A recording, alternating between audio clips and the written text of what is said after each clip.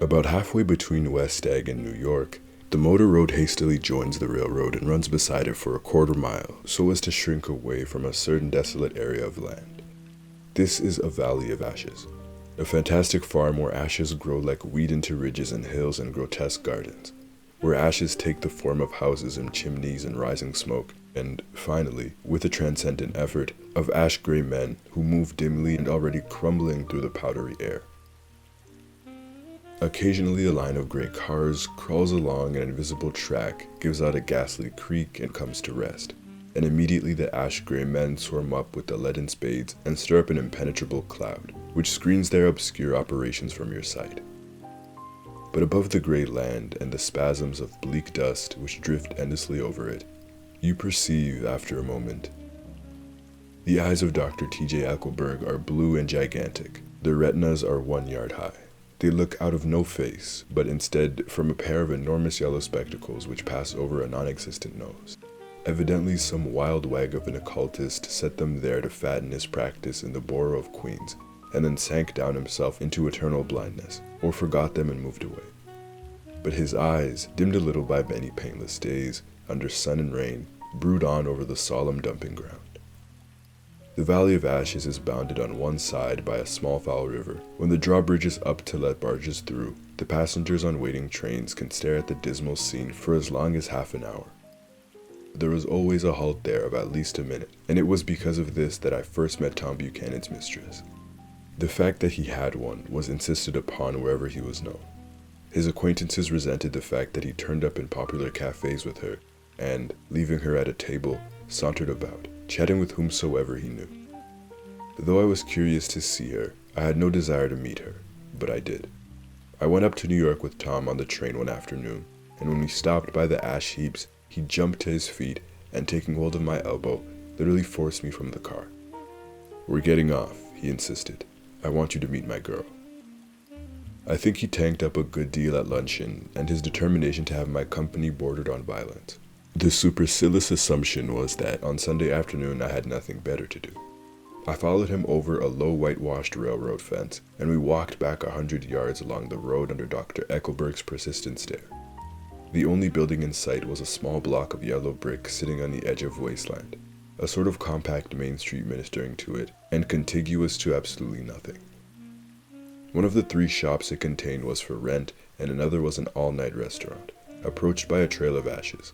The third was a garage. Repairs. George B. Wilson. Cars bought and sold. And I followed Tom inside. The interior was unprosperous and bare. The only car visible was the dust-covered wreck of a Ford, which crouched in a dim corner. It had occurred to me that this shadow of a garage must be a blind, and that sumptuous and romantic apartments were concealed overhead, when the proprietor himself appeared in the door of an office, wiping his hand on a piece of waste. He was a blond, spiritless man, anemic, and faintly handsome.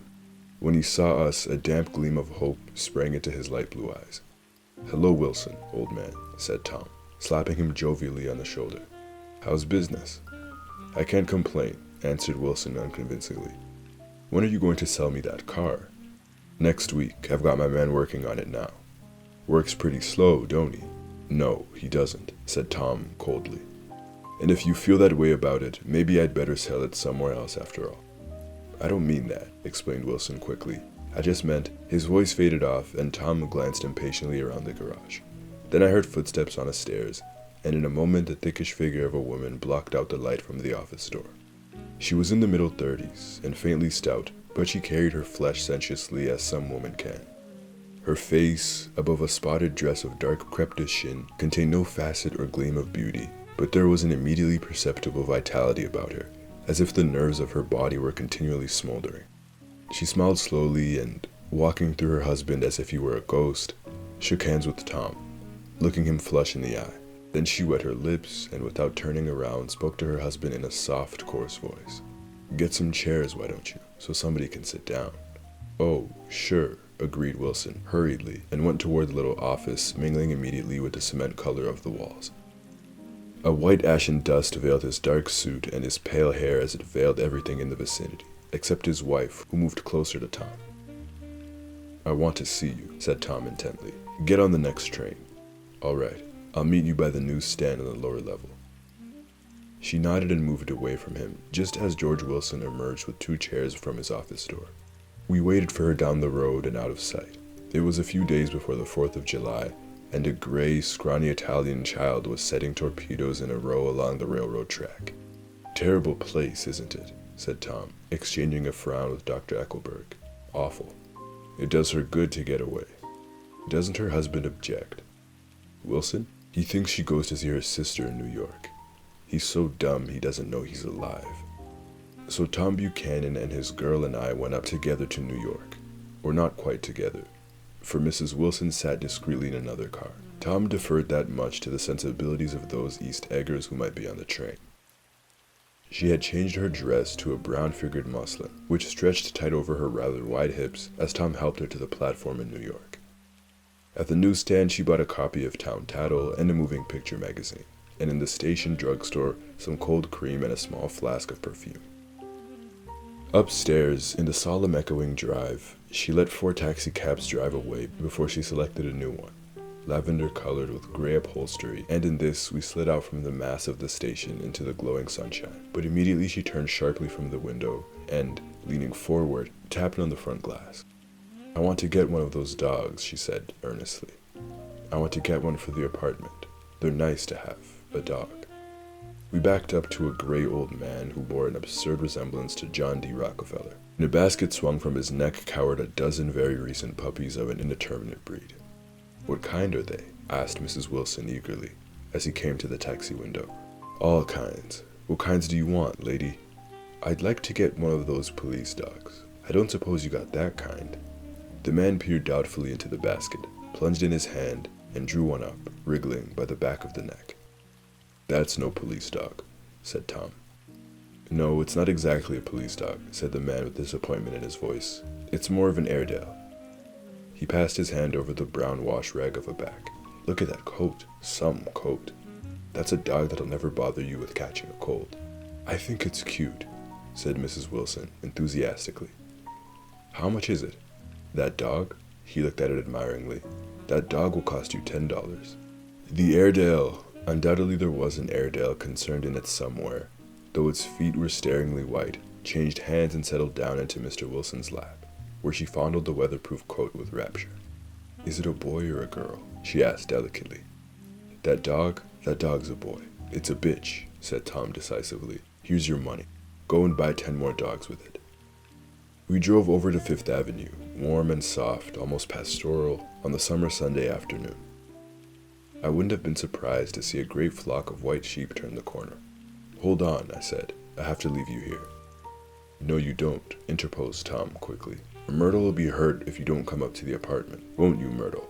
"Come on," she urged. "I'll telephone my sister Catherine. She's said to be very beautiful by people who ought to know." "Well, I'd like to, but—" We went on, cutting back again over the park toward the West Hundreds. At 158th Street, the cab stopped at one slice in a long white cake of apartment houses. Throwing a regal homecoming glance around the neighborhood, Mrs. Wilson gathered up her dog and her other purchases and went haughtily in. "I'm going to have the McKees come up," she announced as we rose in the elevator. "And of course, I got to call up my sister, too." The apartment was on the top floor, a small living room, a small dining room, a small bedroom, and a bath. The living room was crowded to the doors with a set of tapestried furniture entirely too large for it, so that to move about was to stumble continually over scenes of ladies swinging in the gardens of Versailles. The only picture was an over-enlarged photograph, apparently a hen sitting on a blurred rock. Looked at from a distance, however, the hen resolved itself into a bonnet, and the countenance of a stout old lady beamed down into the room. Several old copies of Town Tattle lay on the table together with a copy of Simon Called Peter and some of the small scandal magazines of Broadway. Mrs. Wilson was first concerned with the dog. A reluctant elevator boy went for a box full of straw and some milk, to which he added on his own initiative a tin large, hard dog biscuits, one of which decomposed apathetically in the saucer of milk all afternoon. Meanwhile, Tom brought out a bottle of whiskey from a locked bureau door. I have been drunk just twice in my life, and the second time was that afternoon, so everything that happened has a dim, hazy cast over it. Although until after 8 o'clock, the apartment was full of cheerful sun. Sitting on Tom's lap, Mrs. Wilson called up several people on the telephone. Then there were no cigarettes, and I went out to buy some at the drugstore on the corner. When I came back, they had both disappeared, so I sat down discreetly in the living room and read a chapter of Simon Called Peter. It was either terrible stuff or the whiskey distorted things, because it didn't make any sense to me, just as Tom and Myrtle. After the first drink, Mrs. Wilson and I called each other by our first names. Reappeared, company commenced to arrive at the apartment door. The sister, Catherine, was a slender, worldly girl of about 30, with a solid stick bob of red hair and a complexion powdered milky white. Her eyebrows had been plucked and then drawn on again at a more rakish angle, but the efforts of nature towards the restoration of the old alignment gave a blurred air to her face. When she moved about, there was an incessant clicking as innumerable pottery bracelets jingled up and down her arms. She came in with such a proprietary haste and looked around so possessively at the furniture that I wondered if she had lived there. But when I asked her, she laughed immoderately, repeated my question aloud, and told me she lived with a girlfriend at a hotel. Mr. McKee was a pale, feminine man from the flat below. He had just shaved, for there was a white spot of lather on his cheekbone, and he was most respectful in his greeting to everyone in the room. He informed me that he was in the artistic game, and I gathered later that he was a photographer and had made the dim enlargement of Mrs. Wilson's mother, which hovered like an ectoplasm on the wall. His wife was shrill, languid, handsome, and horrible. She told me with pride that her husband had photographed her 127 times since they had been married.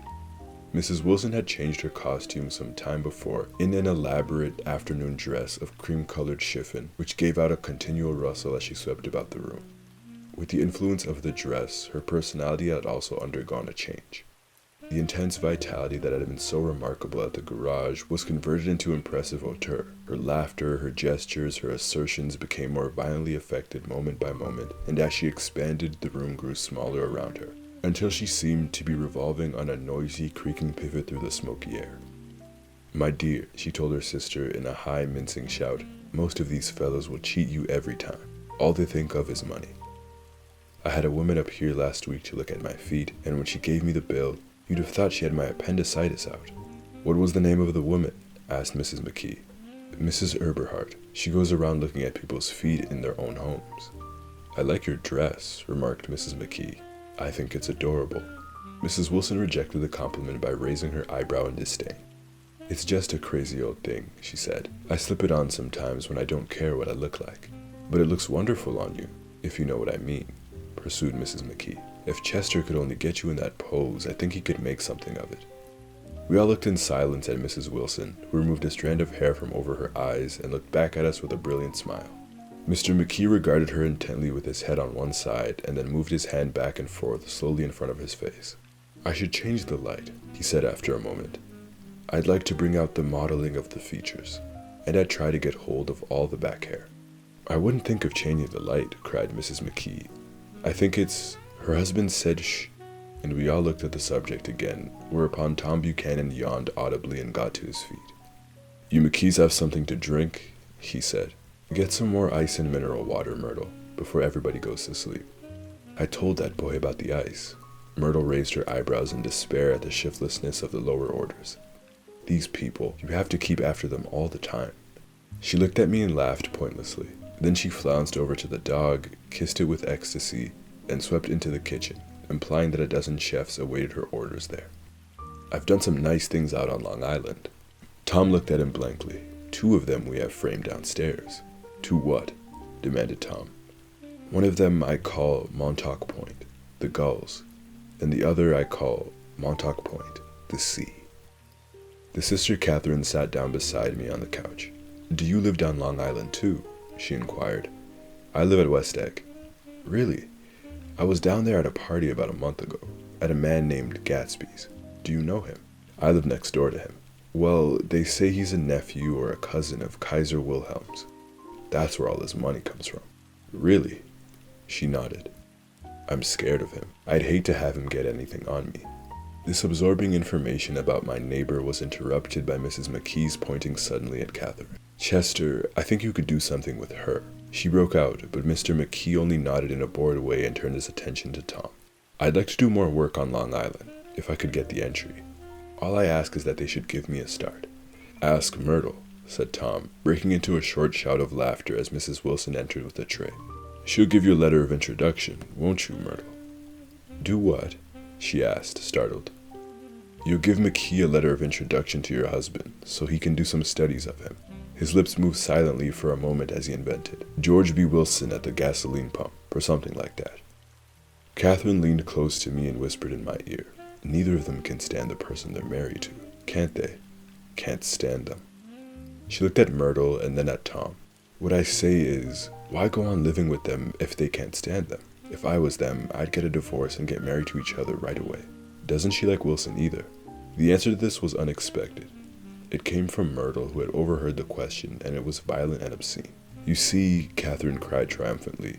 She lowered her voice again. It's really his wife that's keeping them apart. She's a Catholic and they don't believe in divorce. Daisy was not a Catholic, and I was a little shocked at the elaborateness of the lie. When they do get married, continued Catherine, they're going west to live for a while until it blows over. It'd be more discreet to go to Europe. Oh, do you like Europe? She exclaimed surprisingly. I just got back from Monte Carlo. Really? Just last year. I went over there with another girl. Stay long? No, we just went to Monte Carlo and back. We went by way of Marseille. We had over $1,200 when we started, but we got gypped out of it all in 2 days in the private rooms. We had an awful time getting back, I can tell you. God, how I hated that town. The late afternoon sky bloomed in the window for a moment, like the blue honey of the Mediterranean. Then the shrill voice of Mrs. McKee called me back into the room.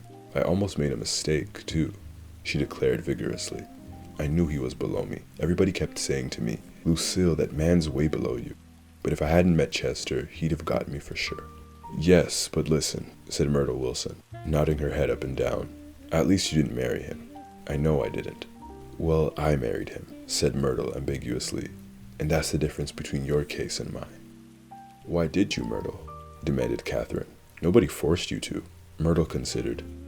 I married him because I thought he was a gentleman, she said finally. I thought he knew something about breeding, but he wasn't fit to lick my shoe. You were crazy about him for a while, said Catherine. Crazy about him? Crazy about him? Cried Myrtle incredulously. Who said I was crazy about him? I was never any more crazy about him than I was about that man there. She pointed suddenly at me, and everyone looked at me accusingly. I tried to show by my expression that I expected no affection. The only crazy I was when I married him. I knew right away I'd made a mistake. He borrowed somebody's best suit to get married in, and never even told me about it. And the man came after it one day when he was out. Oh, is that your suit? I said. This is the first I ever heard about it. But I gave it to him, and then I lay down and cried to beat the band all afternoon. She really ought to get away from him, resumed Catherine to me. They've been living over that garage for 11 years, and Tom is the first sweetie she ever had. The bottle of whiskey, a second one, was now in constant demand by all present, excepting Catherine, who felt just as good on nothing at all. Tom rang for the janitor and sent him for some celebrated sandwiches, which were complete supper in themselves. I wanted to get out and walk eastward toward the park through the soft twilight, but each time I tried to go, I became entangled in some wild, strident argument which pulled me back, as if with ropes, into my chair. Our line of yellow windows must have contributed their share of human secrecy to the casual watcher in the darkening streets, and I saw him too, looking up and wondering. I was within and without, simultaneously enchanted and repelled by the inexhaustible variety of life. Myrtle pulled her chair close to mine, and suddenly her warm breath poured over me the story of her first meeting with Tom. It was on the 2 little seats facing each other that are always the last ones left on the train. I was going up to New York to see my sister and spend the night. He had on a dress suit and patent leather shoes, and I couldn't keep my eyes off him. But every time he looked at me, I had to pretend to be looking at the advertisement over his head, and his white shirt front pressed against my arm, and so I told him I'd have to call a policeman. But he knew I lied. I was so excited that when I got into a taxi with him, I didn't hardly know I wasn't getting into a subway train. All I kept thinking about, over and over, was, you can't live forever. She turned to Mrs. McKee, and the room rang full of artificial laughter. My dear, she cried, I'm going to give you this dress as soon as I'm through with it. I've got to get another one tomorrow. I'm going to make a list of all the things I've got to get. A massage and a wave, and a collar for the dog, and one of those cute little ashtrays where you touch a spring and a wreath with a black silk bow for Mother's grave that'll last all summer. I got to write down a list so I won't forget all the things I got to do. It was 9 o'clock, Almost immediately afterward, I looked at my watch and found it was 10. Mr. McKee was asleep on a chair with his fists clenched in his lap, like a photograph of a man of action. Taking out my handkerchief, I wiped from his cheek the spot of dried lather that had worried me all afternoon. The little dog was sitting on the table looking with blind eyes through the smoke, and from time to time groaning faintly. People disappeared, reappeared, made plans to go somewhere, and then lost each other, searched for each other, found each other a few feet away. Sometime toward midnight, Tom Buchanan and Mrs. Wilson stood face to face discussing, in impassioned voices, whether Mrs. Wilson had any right to mention Daisy's name. "Daisy, Daisy, Daisy," shouted Mrs. Wilson. "I'll say it whenever I want to. Daisy, Making a short, deft movement, Tom Buchanan broke her nose with his open hand. Then there were bloody towels upon the bathroom floor, and women's voices scolding, and high over the confusion a long broken wail of pain. Mr. McKee awoke from his doze and started in a daze toward the door. When he had gone halfway, he turned around and stared at the scene. His wife and Catherine scolding and consoling as they stumbled here and there among the crowded furniture with articles of aid, and the despairing figure on the couch, bleeding fluently and trying to spread a copy of Town Tattle over the tapestry scenes of Versailles. Then Mr. McKee turned and continued on out the door. Taking my hat from the chandelier, I followed. "Come to lunch some day," he suggested, as we groaned down in the elevator. "Where?" "Anywhere." "Keep your hands off the lever," snapped the elevator boy. "I beg your pardon," said Mr. McKee with dignity. "I didn't know I was touching it." "All right," I agreed. "I'll be glad to." I was standing beside his bed, and he was sitting up between the sheets, clad in his underwear with the great portfolio in his hands. Beauty and the Beast, Loneliness, Old Grocery House, Brooklyn Bridge. Then I was lying half asleep in the cold lower level of the Pennsylvania station, staring at the morning Tribune, and waiting for the 4 o'clock train.